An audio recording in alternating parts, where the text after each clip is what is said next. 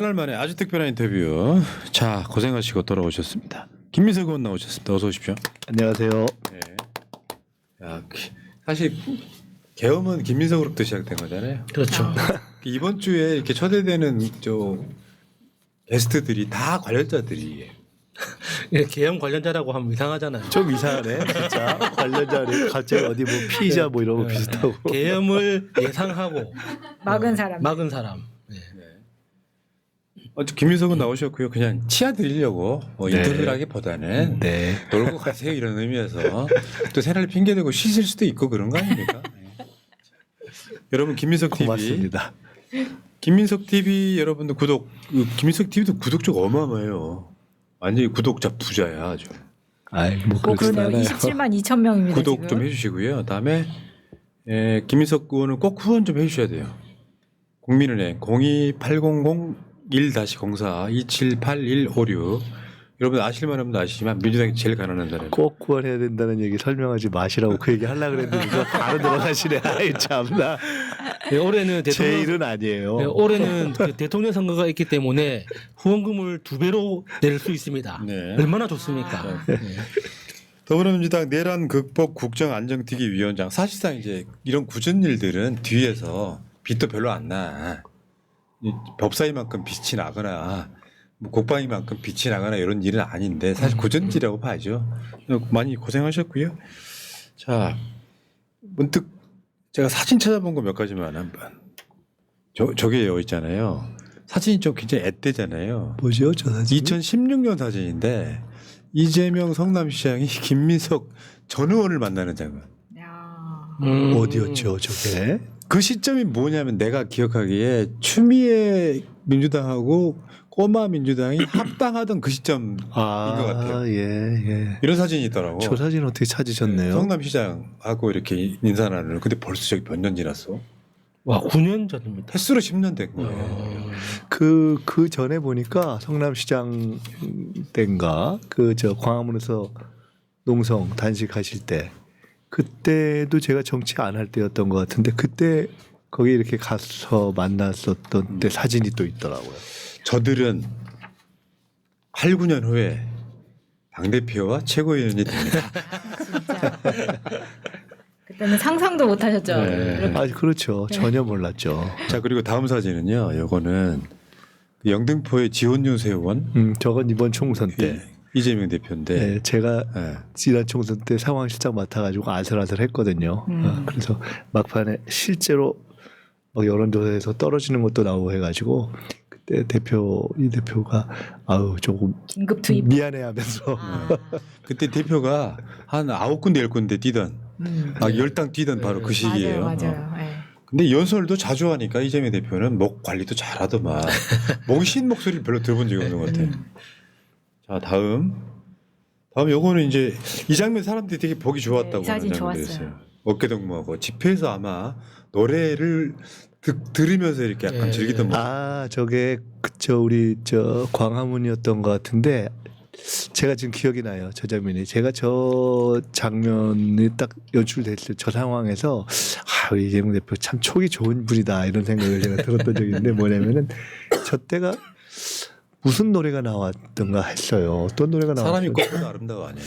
그랬던가 뭐 하여간 나왔는데 딱 분위기가 그냥 뻘쭘하게 가만히 있는 게 아니라 딱 어깨동무를 하면 좋은 시점이었는데 아무도 그걸 안 했는데 제일 먼저 대표가 옆에 딱 어깨동무를 시작했어요. 그래서 제가 촉이 좋구나. 제가 뭐지 방송 감각이 있네.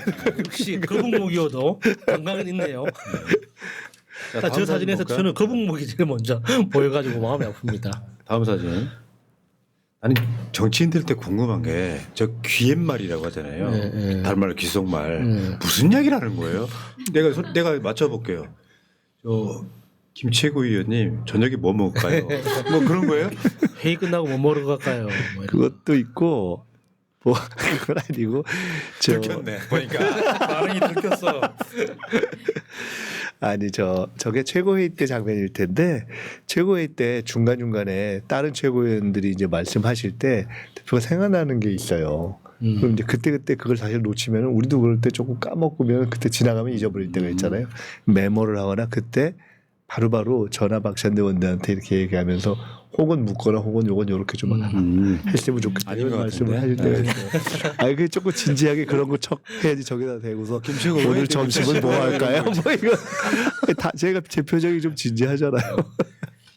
자, 이거 지금 최고위원회 장면인데 사실은 이재명 대표가 이제 100차 최고위원회를 끝으로 당대표를 그만두는 상황인데 진짜 이게 이 지도부는 작년 8월 말에 뽑힌 이후에 내란 대응하고 막 이러는 과정에서 사실 윤석열을 탄핵시켜버린 정말 역대급 지도부잖아요. 교과서에 근데 이게 사실 그중에 본체 하나가 해체되는 상황이었잖아. 그만두니까 되게 서운하더라고요.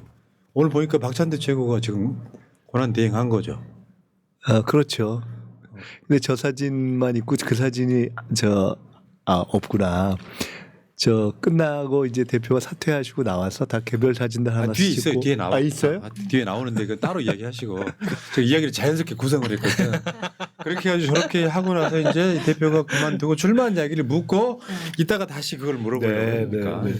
이해하시고요. 자, 어쨌든 이재명 대표가 지금 출마 선언 자체가 파격적이었단 말이죠. 그리고 이제 이틀에 걸쳐서 하는 거고. 근데 이거는 자신감의 표현입니까? 아니면 다른 의도가 있는 겁니까? 아니 일단 유튜브로 보기도 좋고 조금 이렇게 안정감 있게 스토리를 구성해서 보기에 좋고 실제로 내용이 상당히 좋지 않으셨어요? 그러니까 유튜브 출마 선언인 거잖아. 지금 컨셉이. 그런 거죠. 네. 제가 누구라고 얘기는 안 하겠는데 국민의힘의 모 후보는 40분인가 읽었다든가 아유. 엄청 재미없다 그러는데 그걸 누가 듣는다고? 재미도 없고 내용도 없고 내용도 욕만 없고. 먹고. 예. 근데 기억하는 건 헤드라인이잖아. 예. 저 영상에서 몇 개의 컨셉이 저는 사실 굉장히 마음에 들었었어요. 예. 특히나 중간중간에 도표로 그러니까 이재명의 전략을 그림으로 보여주잖아요. 그러니까 점점 커지면서 이제 진짜 대한민국까지 확장되는 전략을 보여주는데 그 누가 기획한 건지 모르겠지만 칭찬합니다. 매우 칭찬합니다, 진짜. 네. 그러니까 우리가 좋게 보려고 하니까 좋게 네. 보이는 것도 있겠지만 네. 신선하긴 했어. 남친룩. 그러니까 제가 아까 미치게 딱 질문이 있고. 있었잖아요. 자신감의 표현이냐. 사실 그 굉장한 자신감의 표현일 수도 있거든요. 자신감이냐 뭐냐 이런 게 아니라 그냥 들어있는 것의 표현이죠. 그러니까 그 현재의 모습 그대로다. 그러니까 비교적 상당히 안정돼 있고 그런 것이 안정돼 있는 내용을 아주 너무 딱딱하고 정말 뼈만 보이게 표현하는 것이 아니라 일정하게 사람들의 감성에 네. 얹어서 표현할 수 있는 정도의 그런 느낌이 있는 거죠. 예, 그러니까 그것이 지금- 자연스럽게 나왔다고. 지금 이 시대가 어떻게 사람들이 살아가고 있는지를 정확하게 이해했다고 저는 봅니다. 지금 사람들이 TV를 보는 것보다 유튜브를 보는 사람들이 훨씬 더 많고, 그러니까 어떤 유튜브라는 채널을 통해서 1대1로 대화하듯이 컨텐츠를 전달하는 게 훨씬 더 설득력이 있다는 걸 제대로 이해한 거죠. 그러면은 저 복장부터가 양복 자켓을 안 입고 한 것도 다 컨셉일 거예요. 그럼요. 뭔가 남친룩. 뭔가 포근하고 베이지 색깔 이렇게. 여러분 근데 지금 너무- 김민석 최고위원은 당 지도부예요. 그러니까 현실적으로 노골적으로 경선 후보를 편들기 좀 어려워요. 감안하시고 보셔야 돼요. 아, 그렇구나. 아, 지도부이기 때문에. 아, 어쩐지 배신감 느낄 뻔. 그런데 뭐 개인적인 느낌과 뭐 이런 거 다 얘기해도 상관없죠. 뭐. 그러니까 네. 우리가 만약에 우리 방송 나와 갖고 뭔가 이렇게 논란에 휩싸이거나 손해 안 보게 하려는 굉장히 그 배려 같은 거니까요. 자, 어쨌건 지금 진짜 대한민국 어제 영상과 오늘 지금 비전 선포까지 포함하면은 내용은 기본적으로 저는 실용주의자가 5글자가 난 키워드였다고 봐요. 예. 대충 그런 거 아니에요? 그것도 있고요. 어떤 방법으로서는 실용주의고. 근데 저는 이제 나왔던 중에 K 이니셔티브 이게 상당히 와 닿았고 문화국가로 가는 어떤 도구 이런 것도 와 닿았습니다. 왜냐하면은 저희가 향후 국가 비전 이런 거를 얘기하면서 사실 문화국가 그러니까 백범 얘기가 나왔잖아요. 맞죠. 백범 김구 선생이 그 어려운 때에 그 정말 무장 독립투쟁을 주도했던 분이 문화국가 존경받는 나라 이런 것을 국가 비전으로 생각한다는 게 기적이거든요, 사실은. 네. 그게 가능하지 않는 얘기예요. 그 시대 상황이 그렇죠. 가능하지 않는 꿈을 꾼 거거든요. 근데 그것이 어떻게 보면 우리의 DNA를 표현한 건데 그런 얘기를 했었어요. 근데 그 얘기를 하면서 서로 공감을 하면서 그런데 현 시점 매 그걸 제기하기는 어렵다. 현재는 일단 회복과 성장이 필요하니까. 하지만 그때 그 얘기로서 우리가 궁극적으로 갈 거를 이제 잊지 않고 이야기한 거거든요. 그리고 실제로 우리가 소프트 파워 이런 데에서는 전 세계를 선도하는 그런 단계가 된 거고 그런 내용들을 이렇게 담아낸 것이 지금과 앞으로 우리가 갈 쭉 과정을 쭉 만들어내고 이제 진짜 그게 사실은 대한민국 할 때 그 대가 저 민국이란 말도 사실은 철학적 역사적으로 굉장히 뜻이 많이 담겨 있는 그렇죠. 그런 네, 네. 풀어낸 거거든요. 그래서 저는 굉장히 의미 있는 국가 비전을 굉장히 소박한 표현 속에서 담아냈다. 그 굉장히 마음에 들었어요. 근데 이게 이제 위치가 애매한 게요. 실제로 이재명 대표 집권 전략은 본인이 짜세요. 김민석 최고가. 근데 나는 지금 지도부여서 노골적으로 편들기는 못하는데 저 상당수가 김민석 집권 플랜 본부에서 나온 거야. 참 애매하다. 에? 뭐 꼭 그렇다고 볼 필요는 없지만은 서로 알지만 모르는 척 그냥 본인이 가는 말씀 거죠. 못 하셔가지고 네. 내가 지금 말씀드리는 거고. 그저 니트 하나하나가 다 전략. 그러면 그렇죠. 사람들이 이런 게 있거든요. 와 준비 많이 했다가 느껴지는 거고.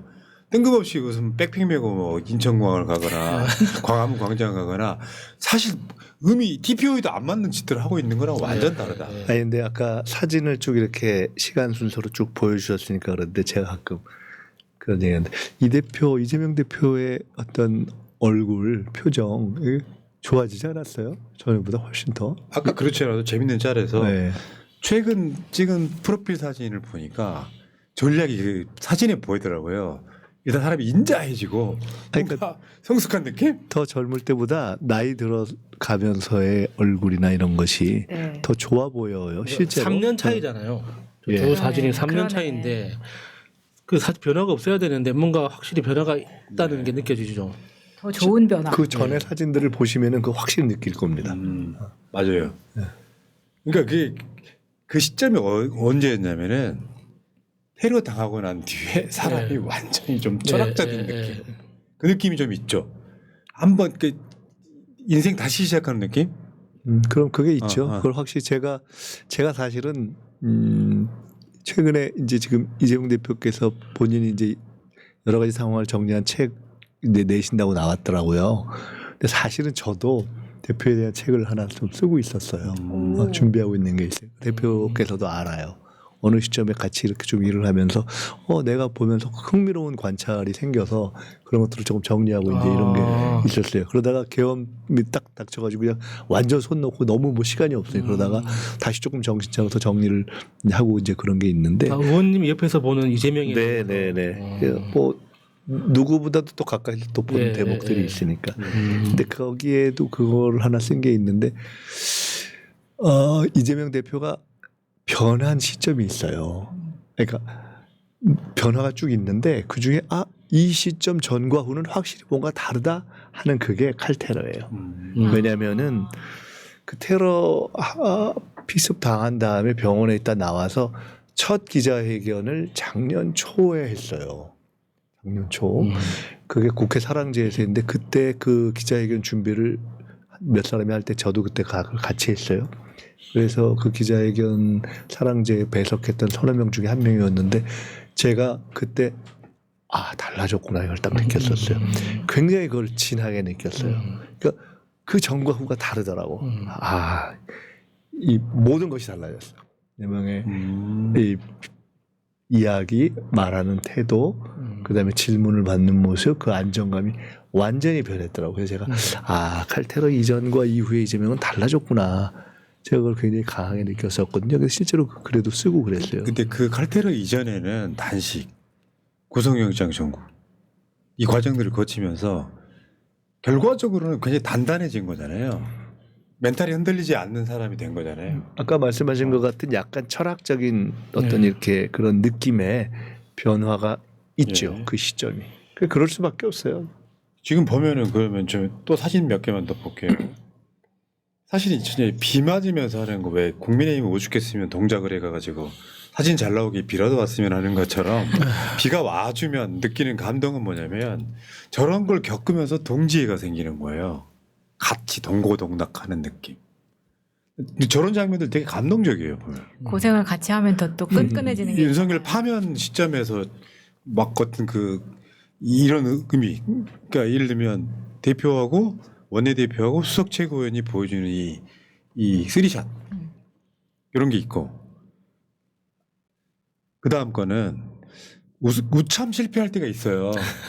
최고위원회 같은 거 하다 보면 뭔 그런 상황인지 경우가 여러 번 모르니까. 있었어. 대부분 국민의힘의 활약상을 보면서 이제 대부분 저게 어떤 경우냐면은 이제 과거에 국민의힘의 주요 정치인들이 뭔 얘기를 했는데 전혀 그거 반대되는 말 안 되는 소리 이런 건 영상들이 탁탁 걸릴 때가 있잖아요.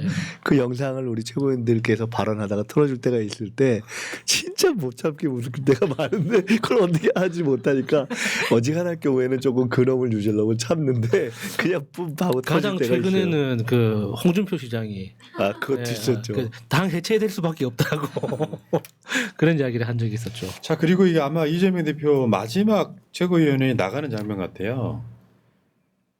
이 장면은 참 어떻게 보면 대통령으로 다시 태어날 상황이지만 대표로서 마지막 보내면 뭔가 마음이 되게 아려요. 그 사이 고생 엄청 많이 했잖아. 근데 저는 이런 측면도 보거든요. 성남 대박낸 이재명, 경기도 대박낸 이재명, 민주당도요. 역대급으로 총선을 승리하게 만든 그러니까 쉽게 표현하면 능력자예요. 이것도 이제 그만두고 대선이라고 하는 다른 영역으로 떠날 때 느끼는 약간 소회 이런 것들. 이제 저 때- 대한민국 대박 날 일만 남은 거네요. 그러니까 저 박찬대 저 원내대표가 이제 내가 당 대표구나 이렇게 좋아하는 표정은 아니겠죠. 어깨가 무겁습니다. 아니 저거 끝나고 이제 대표가 차 타고 저 이제 출발해서 가신 뒤에 우리가 헤어져야 되는데 박찬대 원대가 아니 저 직대하고는 사진 안 찍습니까? 그러고서 우리 다 같이 또 사진 하나 찍었어요. 저게 이제 밖에서 이제 공식 환송회사 비슷한 걸 했고요. 이제 오늘 준비가 안 돼 있긴 합니다만 단체 사진도 하나 찍고요. 옛날에 그 축제란 영화가 있어요. 옛날에는 장례식을 축제라고 불렀습니다.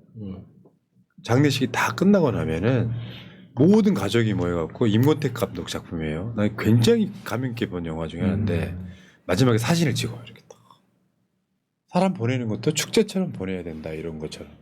근데 저는 저거는 뭐랄까 정말 꿈만 같았던 윤석열 탄핵이 사실상 이루어지고 나서 우리 대표가 3년 만에 대통령으로 향해 가는 저 여정의 시작이잖아요. 저 때 기분은 어떠셨습니까? 아니, 근데 이제 그런 약간의 뭉클함 이런 게 있고 대표 이제 물러나는 인사말을 하실 때 저희들이 다 약간 뭉클하더라고. 근데 제가 이렇게 저쪽에서 보면서 이한주 연구원장님을 보는데 약간 울컥하더라고요. 그래서 제가 나중에 여쭤봤어요. 울컥하셨죠? 그랬더니 그렇다는 거예요. 울 뻔했대요. 근데 다들 약간 그런 게 있었어요. 그리고 또 한편으로는 나가서 이제 국회 앞에 가서 단체 사진 찍고 이제 가실 때 근데 그게 이제 그러니까 당 대표로서는 이제 다시는 그 자리에 못 앉는 거죠. 이제 대통령 돼야 되니까. 그렇죠. 당 대표가 끝나는 그런 장면들이 있어요. 가령 정치인들이 이제 마지막이 되는 장면들이 있습니다. 당 대표로서는 이제 끝인 거죠. 제가 옛날에 기억나는 게 김대중 대통령이 첫 정권 교체하기 첫날 이제 대통령 된다고 생각할 때 마지막 거리 연설할 때 제가 사회를 봤는데 그때 제 느낌이 뭐였냐면 대중 정치인으로서 마지막 거리 연설을 하시는 그 거리 연설이구나.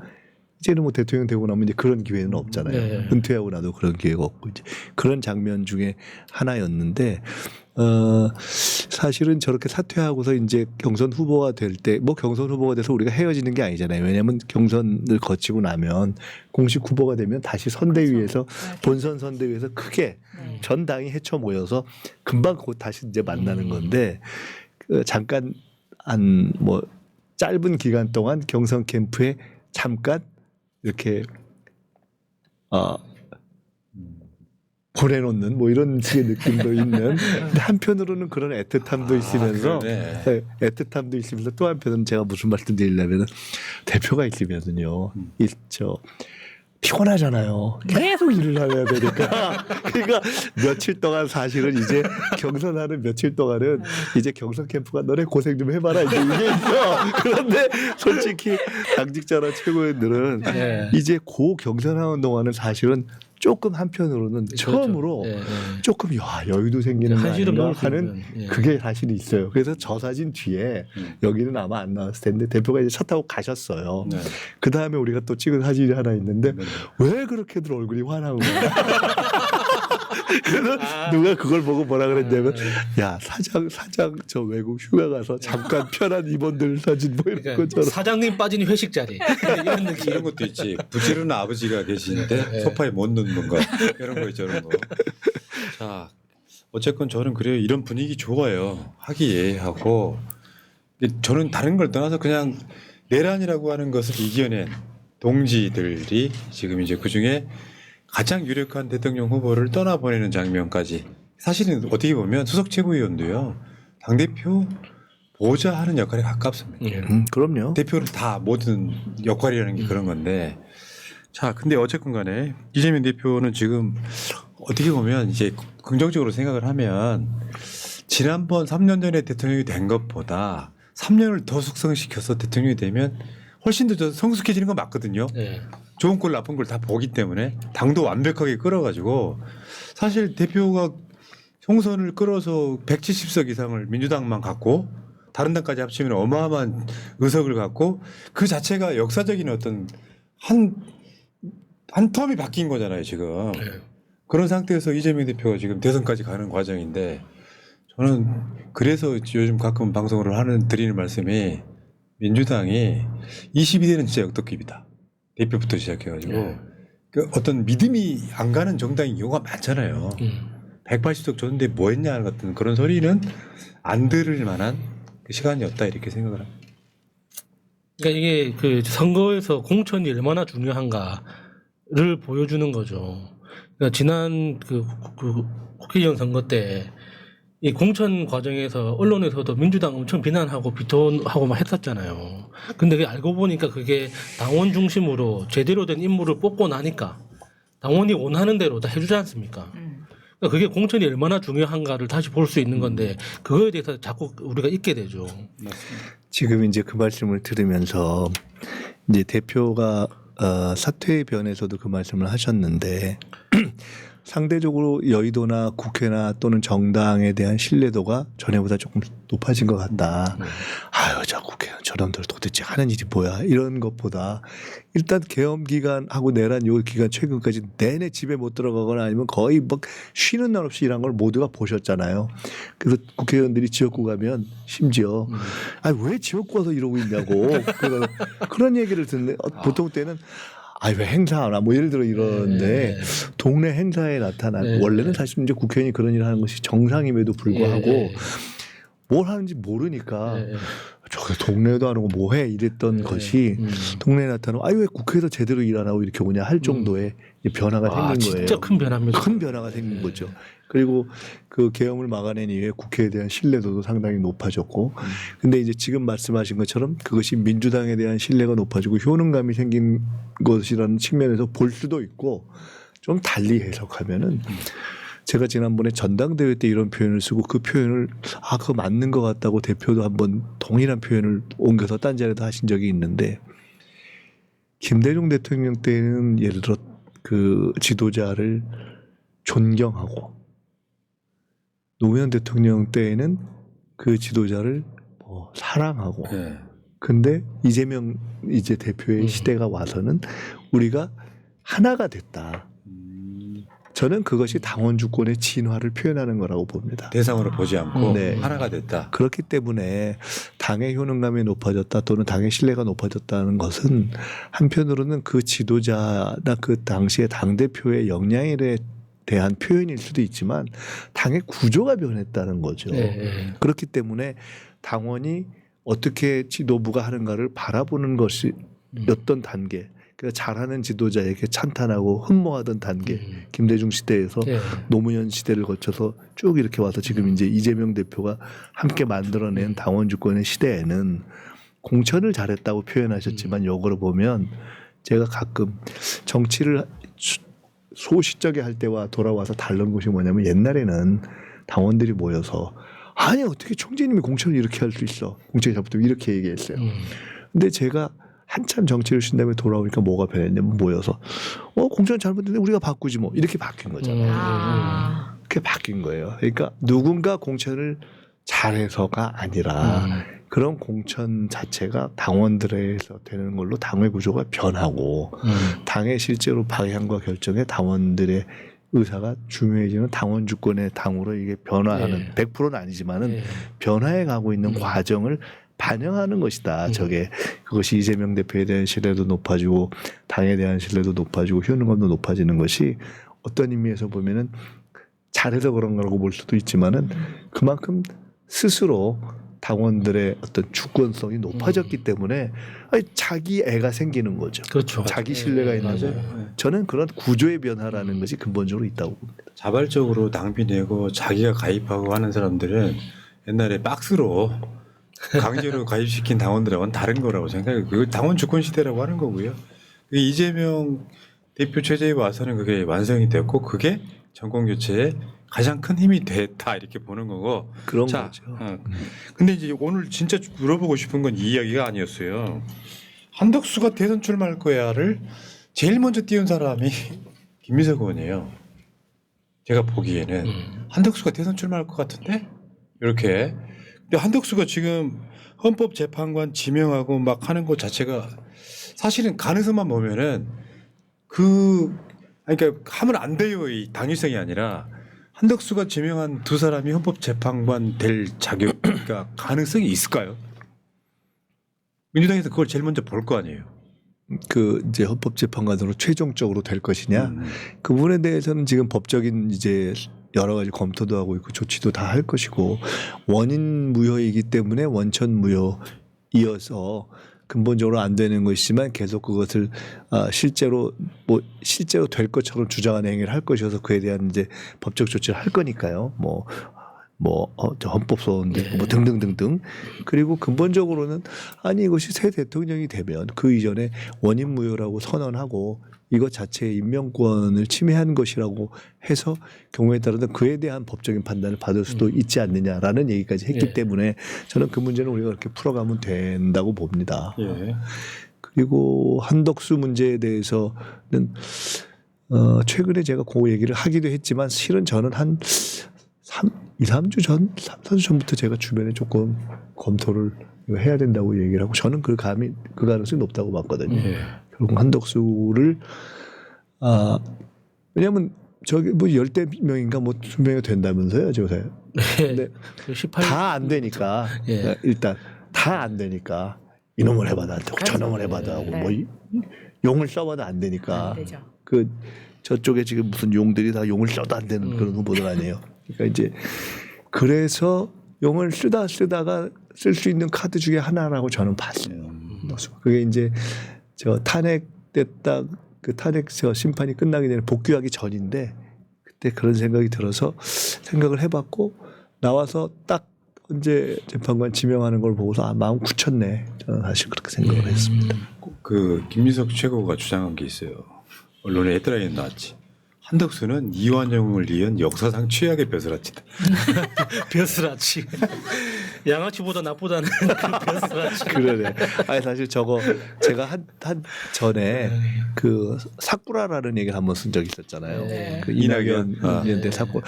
고민하다가 딱 그거 외에는 적당한 말이 없어서 그 사쿠라는 말 썼다고 막 비판한 분들 많은데 그게 이제 상당히 타격감이 좀 있었던 얘기였죠. 좀 좋았어요. 네, 저는 근데 고민하다가 딴 마땅한 좋은 말이 없어서 그걸 썼었는데 정치 오래 한 사람만의 아는 단어예요.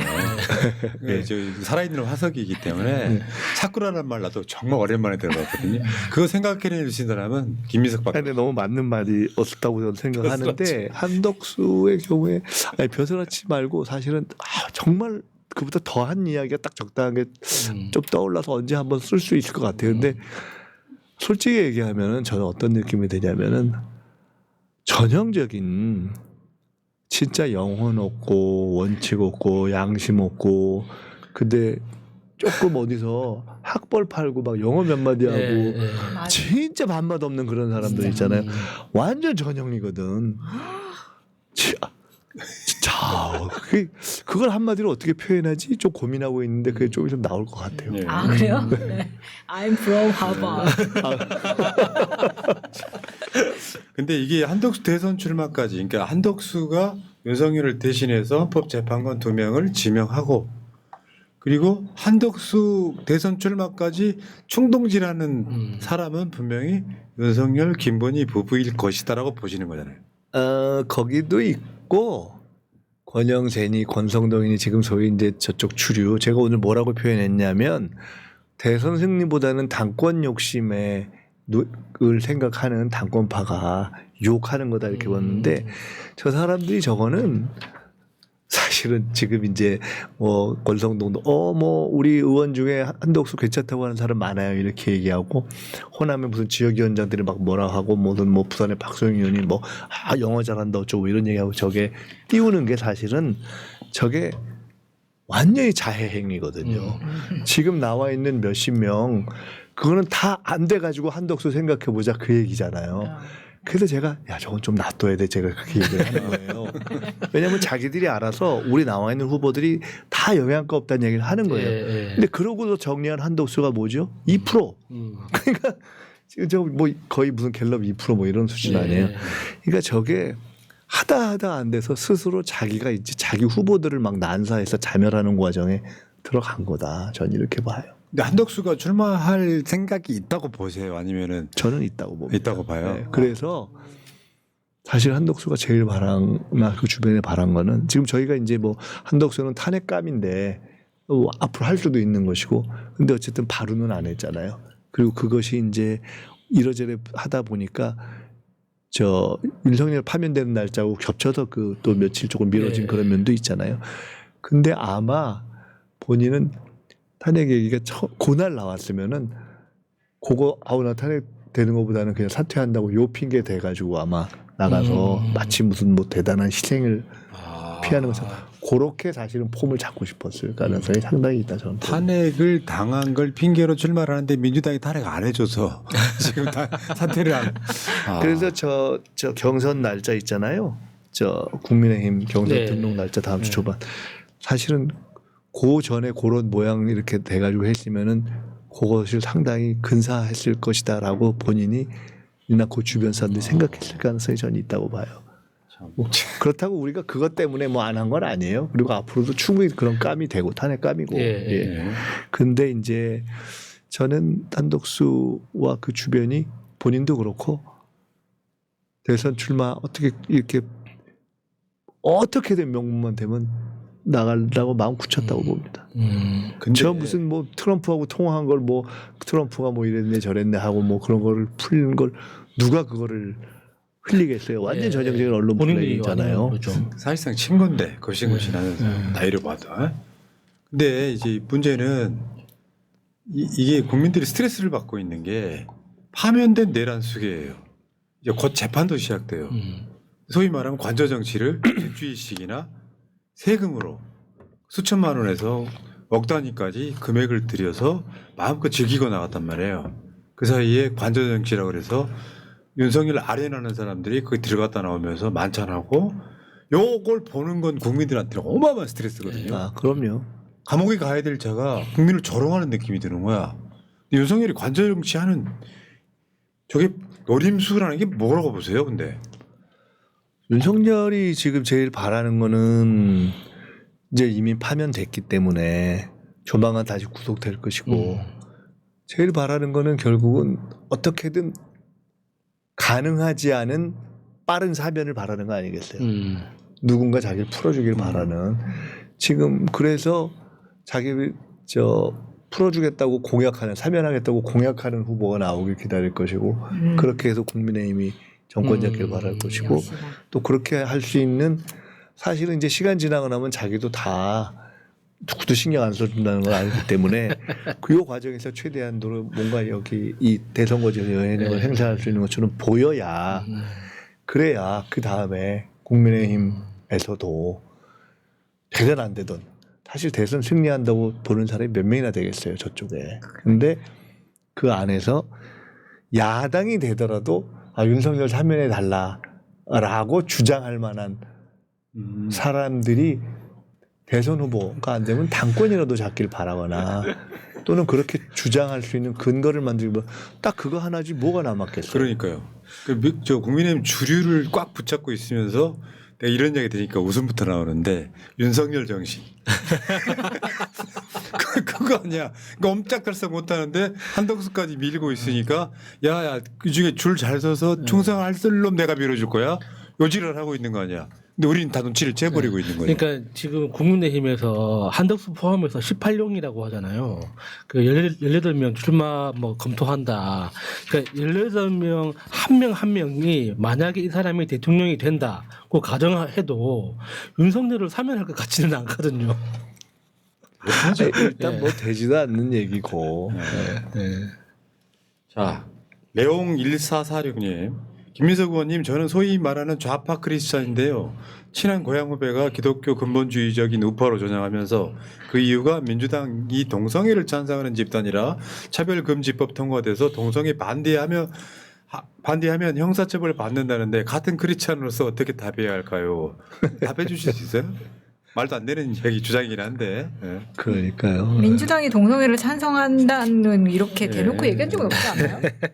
찬성하는 게 아니라 차별금지법에 대해서 소수자들의 생각을 존중해 주는 건 당연한 거죠. 네. 자, 언제나 해피님 53일만 지나면 우리는 이재명 대통령 세상에서 살아갈 수 있습니다. 생각만 해도 설레고 가슴 벅찹니다. 경제 천재 이재명, 잘 사는 이재명, 와우 새날 TV 김미석 의원님 사랑합니다 하셨고요. 자, 여러분이 있잖아요. 김민석 의원이 사실 나라 구한 사람 중에 하나잖아요. 저번에 그 12월 3일 날 언론에 헤드라인이 적어요. 작두탄 김민석 9월 계엄령 준비설 폭로 방지법 이미 발의했다. 저게 12월 3일 날 나온 기사예요. 계엄이 일어나고 나서 1시간 만에 나온 언론의 기사예요. 그때 사람들이 다 놀란 거지. 네. 와 김민석 이렇게 된 거지. 그래서 지금 내란 국면에서 케이블타이 저거 네, 저거 처음으로. 제가 선물로 드릴게요. 야, 진짜 저희가 이게 구매했습니다. 12월 3일 아유 이게 우리가 저 윤석열 파면 안 됐으면 정말 우리 다 죽은 거예요. 네. 이게 네. 아, 진짜, 말이 진짜. 그렇지. 네. 선물로 가져가시고요. 실제로 집에 지금 없잖아요. 지금 저번에 저 국회 앞에서 흔든 것 말고. 아 저거 어. 현장에서 떨어진 것을 어떤 기자분이 주워서 저걸 다시 그건 저한테 알죠. 처음 준 거예요. 자 어쨌든 김민석의 활약 그다음에 이제 아삼육 박선원 의원과 내란 제보센터 하면서 또 상황을 수습했던 장면들 그리고 이제 그 이재명 대표와 최고위원회를 통해 사실 이게 이 내란 123일 동안 그냥 비상이었어요. 비상. 그렇죠. 비상. 자, 김민석 의원 고생 많이 하셨다고요. 여러분들 그 화면 상단에 있는 후원 좀 부탁드려요. 이게 이런 게 있어. 동지적 관계에서 더 열심히 해 이런 뜻이거든요.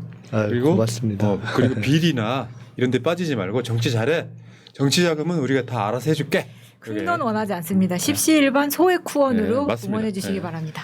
자, 국민은행 028001-04-278156 김민석 의원에도 부탁 좀 드리고요.